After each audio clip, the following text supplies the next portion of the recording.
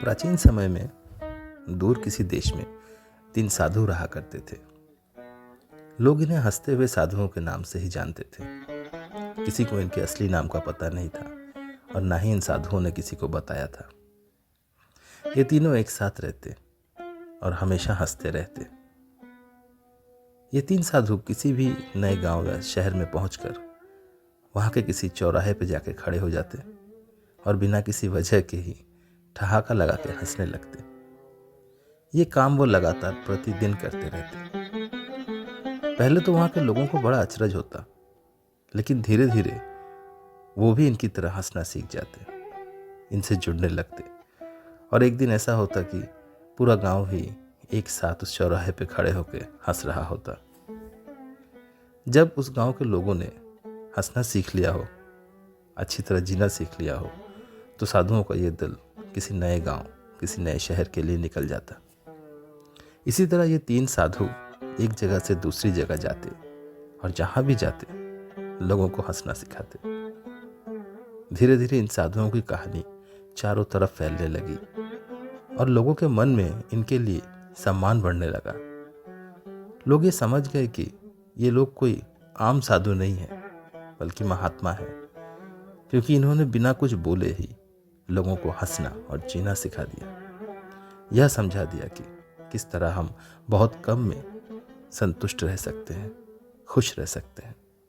इसी तरह दिन बीत रहा था कि एक दिन इन तीनों में से एक साधु की मृत्यु हो गई। ये खबर फैलते ही लोगों में मातम छा गया। ये 3 साधु उस वक्त जिस गांव में रुके थे, वहां के सारे लोग अपना सारा काम छोड़कर इनके पास पहुंचे और फिर उन्होंने जो देखा उससे वो लोग चकित रह गए। लोगों ने पाया कि उन 3 में से 2 साधु उस मृत साधु के पास बैठकर जोरों से हंस रहे हैं और उनकी हंसी किसी तरह रुक ही नहीं रही। जब लोगों से और नहीं रहा गया तो कुछ लोगों ने आगे बढ़कर उन 2 साधुओं से उनके इस बर्ताव की वजह पूछी।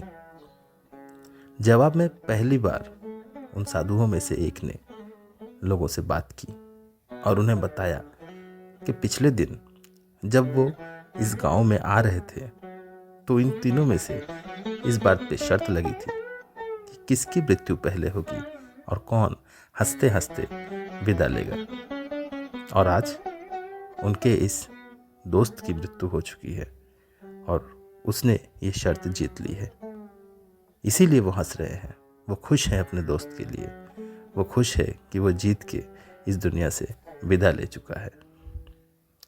साधु के इस उत्तर को सुन के लोगों को बड़ी हैरानगी हुई, लेकिन वो इस बात को भी समझ गए कि इस दुख की घड़ी में भी जो लोग हंस सकते हैं वो लोग आम इंसान नहीं हैं, वो आम इंसानों से कहीं ऊपर है। उस गांव की रीत थी कि हर मृत व्यक्ति के शव को पहले नहलाया जाता, नए कपड़े पहनाए जाते और फिर उसका सत्कार होता। लेकिन जब गांव वालों ने साधु के शव को नहलाने के लिए उठाना चाहा तो बाकी 2 साधुओं ने उन्हें रोक दिया।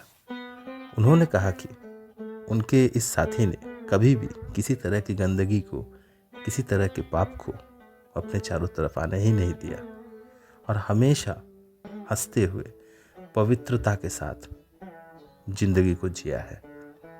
इसलिए उसके शव को नहलाने की कोई ज़रूरत नहीं है। गांव वालों ने इन साधुओं की बात को मान लिया और उन्होंने मृत साधु के अंतिम संस्कार की व्यवस्था की। जैसे ही इस मृत साधु के शव को चिता पे लिटाकर मुखाग्नि की गई और अग्नि ने इस मृत साधु के कपड़ों को छुआ तो लोग हैरान रह गए। हजारों आतिशबाजियां एक साथ आकाश की तरफ उड़ने लगी, फटने लगी और चारों तरफ केवल रोशनी और रोशनी से भर दिया। दरअसल इस मृत साधु ने अपने मृत्यु के पहले अपने कपड़ों में ढेर सारी आतिशबाजियों को छुपा लिया था। उनको पता था कि उनकी मृत्यु के बाद उनके शव को चिता पे लिटाया जाएगा, इसलिए उन्होंने एक बार और लोगों के मनोरंजन की व्यवस्था कर दी।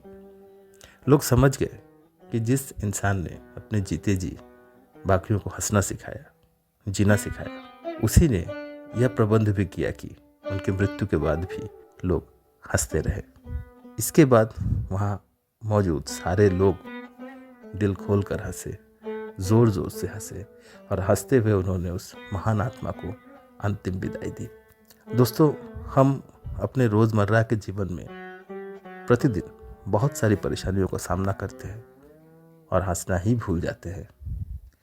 ये कहानी हमें बताती है कि भले ही कुछ भी हो जाए, लेकिन अगर हम हंसना ना भूलें तो शायद हमारी ज़िंदगी और सुंदर हो सकती है। इसलिए दोस्तों, हंसते रहिए, हर ज़िंदगी को जीते रहिए। और अगर ये कहानी आपको अच्छी लगी हो तो इस चैनल को सब्सक्राइब ज़रूर कीजिए, ताकि हम इस तरह की और कहानियाँ लेकर आपके समक्ष आ सकें। धन्यवाद।